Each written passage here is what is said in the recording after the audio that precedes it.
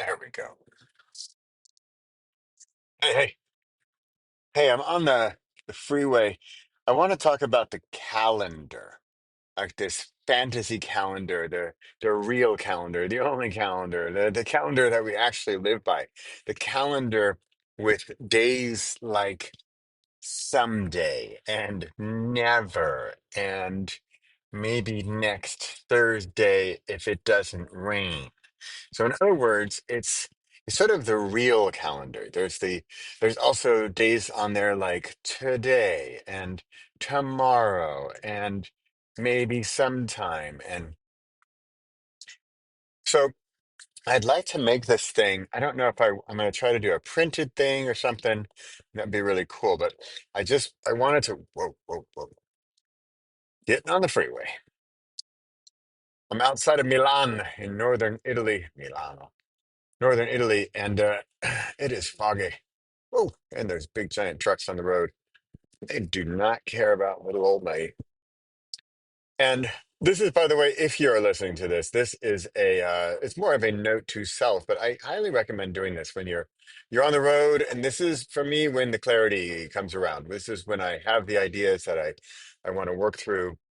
And then it's when I have the time. I'm driving on my own. I've got like a 2 more hours down to head to Florence, Italy to pick up my son. And it's also, I've had a day on my own, which I really enjoy.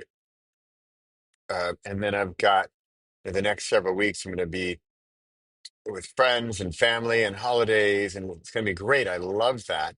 But I also love the me time, the alone time, because then that's often when the ideas come and when I have, I've got an hour of silence or an hour of music or an hour of podcast or audiobook, and that's when the ideas tend to blossom, sprout, to flourish.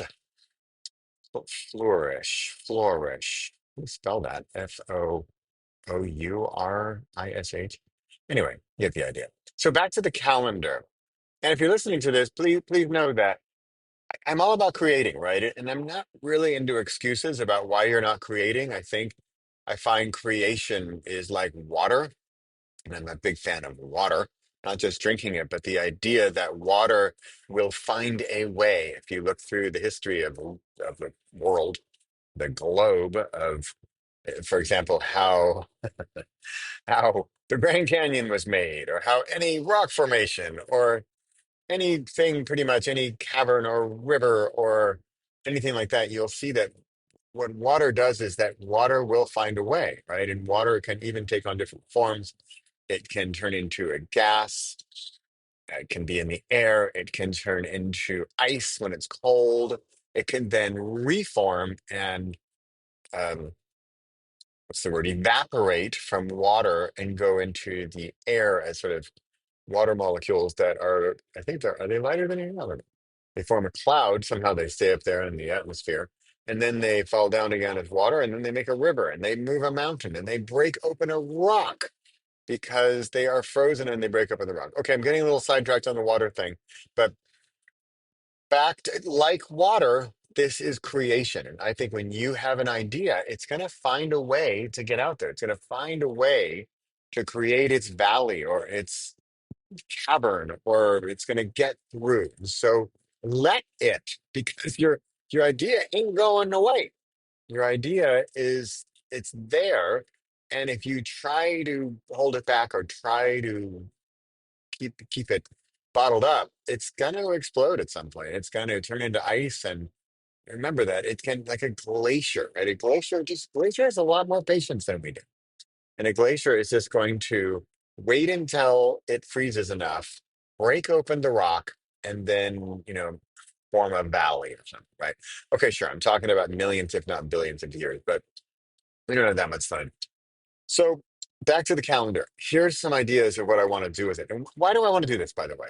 Because I think I want to get one thing that happened recently is that I came to the brilliant conclusion that I found the time, and that's where I maybe I twisted in with my whole time thing about Chronos and Kairos. So I found the time. I found the element on the calendar when Bradley Charbonneau, will finally have all of my belongings from that are scattered around the world in different people's garages and attics and cellars and basements, when I will have them all together in one place in my house, and they'll be organized.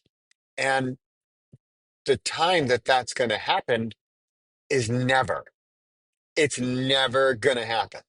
And I'm saying this with a little giggle, but also with some relief, because knowing this is never going to happen, it releases me from the burden of trying to fix it, of trying to make it all perfect, and being concerned about the the stuff in the shed at my sister's place in Flagstaff, or now recently the new storage unit in Berkeley, California, with Nina.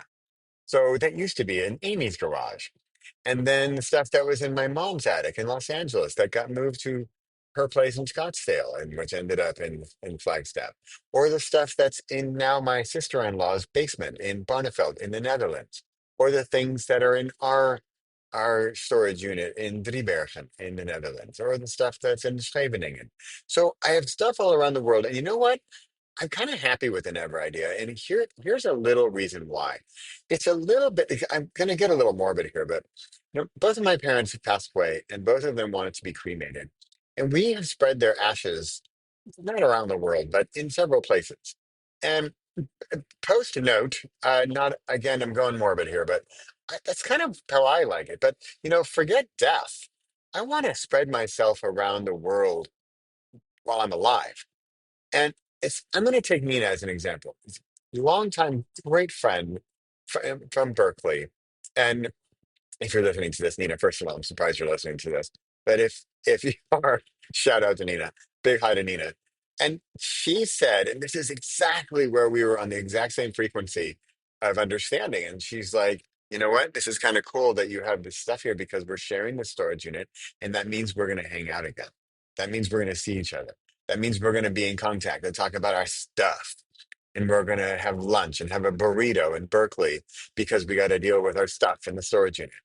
And I don't know about you, but I like my connections with people around the world. All right, I'm just going to, here's one thing that I'm so proud of. I'm a pretty modest guy usually, but I went to an international MBA program, 2 years long in Rotterdam in the Netherlands.